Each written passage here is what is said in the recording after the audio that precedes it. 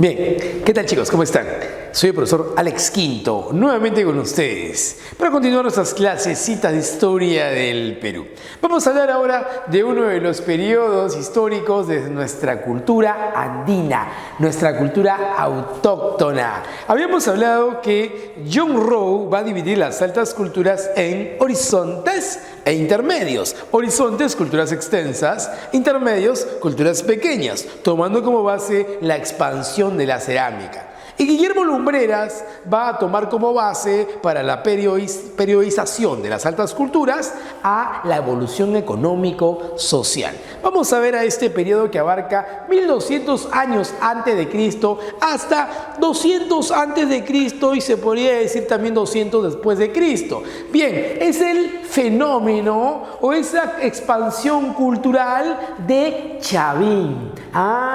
Chavín entonces es el primer horizonte, o llamado también horizonte temprano según John Rowe, pero Guillermo Lumbreras se llama formativo, es el formativo medio. Básicamente Chavín se va a desarrollar según Guillermo Lumbreras en el formativo medio y en el formativo final, ¿no? Va a ir perdiendo poco a poco influencia. Por eso pongo acá 200 después de Cristo, ya cuando el formativo final se acaba, ya cuando Chavín pierde totalmente influencia, pero su época de desarrollo, su época de apogeo será 1200 antes de Cristo a 200 antes de Cristo. Profe, qué bacán. Vamos a ver al formativo Chavín o al horizonte Chavín, según a quién quieras tomar como base. Profe, ¿a John Rowe o a Guillermo Lumbreras? Vamos a ver, Chavín, cultura panandina, cultura extensa, amplia, fue descubierta por Julio César Tello. Julio César Tello descubre el horizonte Chavín, o la cultura panandina Chavín, o el formativo Chavín.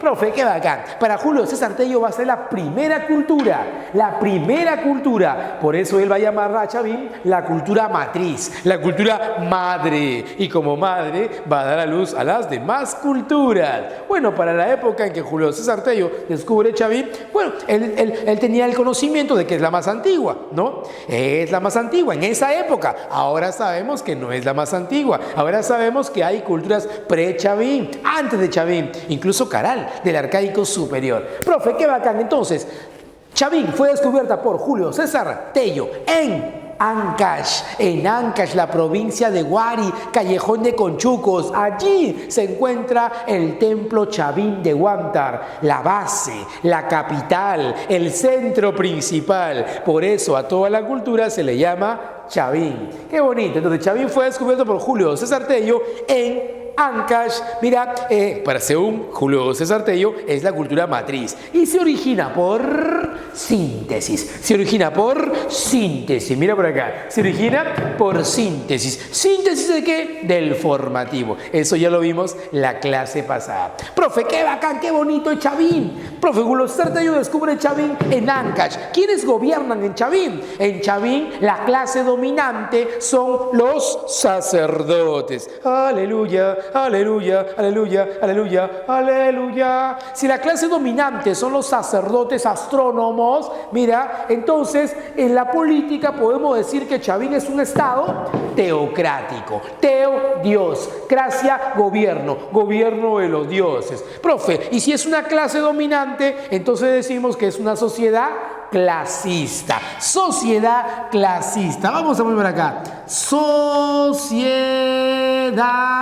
clasista. Profe, qué chévere, porque hay clases sociales. Una clase que domina, que son los sacerdotes, y una clase que es dominada, que serían los campesinos, artesanos, ganaderos, comerciantes. Mira, y esta escultura Chavín tenía como base de la sociedad a unas familias llamadas ayllus. Aquí existen los ayllus, sí. La base de la sociedad andina de todas nuestras culturas es el ayllu. No lo olvides. Mira, Chavín, descubierta por Julio César Tello en Ancash. Es un estado teocrático, una sociedad clasista. Veamos la economía. En el aspecto económico, importante, porque para que exista una civilización hay que ver de qué forma satisface sus necesidades. Para que se pueda mantener una población cada vez más grande, pues tiene que haber una economía de producción, agricultura y ganadería. Actividad más importante, la agricultura. ¡Qué bonito! En esta época se va a generalizar el cultivo del maíz. Maíz, hermano, granito eterno. Recuerda, cultivo del maíz. Se va a generalizar en todos los Andes el cultivo de este alimento importantísimo que es el maíz. Además, hay también técnicas hidráulicas. Si hay agricultura, pues tiene que haber técnicas hidráulicas o sistemas de irrigación que mejoran la producción y mejora la alimentación. Recuerda, técnicas hidráulicas o sistemas de irrigación como el canal de Cumbemayo. El canal de Cumbemayo. Apunta ahí para tu dato. Profe, también hay ganadería. Una ganadería de altura, porque se van a criar animales que viven en las alturas. ¿Ven? Los auquénidos. ¡Qué bonito!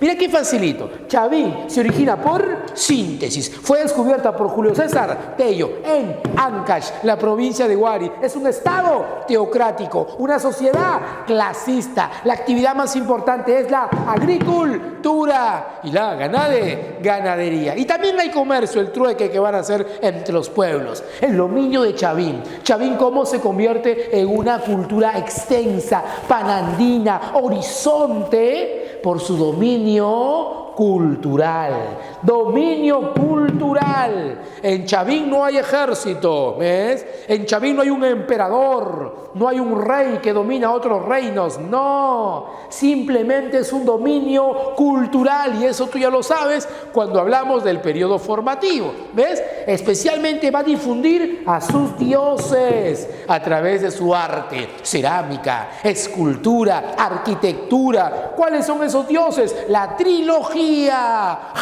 el felino, la serpiente y el cóndor, ¿no? Estos dioses, felino, serpiente y cóndor, en fusión con el hombre. Y así saldrán dioses terroríficos y amenazantes. Vamos a ver ahora las manifestaciones culturales, el arte de Chavín.